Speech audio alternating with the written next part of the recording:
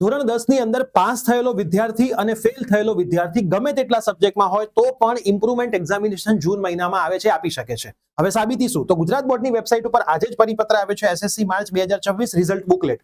એને તમે ઓપન કરશો અને એના પેજ નંબર 41 ઉપર તમે જશો તો આખું દરેકે દરેક વસ્તુ સમજાવી છે. એમાં લખ્યું છે ઉત્તીર્ણ અને અનુત્તીર્ણ વિદ્યાર્થી, મતલબ પાસ થયેલો હોય કે ફેલ થયેલો વિદ્યાર્થીઓએ પૂરક પરીક્ષા એટલે કે બેસ્ટ ઓફ 2 નિયમ જે પ્રમાણે છે એ એક્ઝામિનેશન આપી શકે છે. બેસ્ટ ઓફ 2 નો એ મતલબ છે કે ફેબ્રુઆરીની એક્ઝામ અને જૂનમાં તમે જે એક્ઝામ આપશો એમાં સબ્જેક્ટ્સ વાઇઝ જે બેસ્ટ એક્ઝામ હશે, માર્ક્સ હશે, ગણાશે.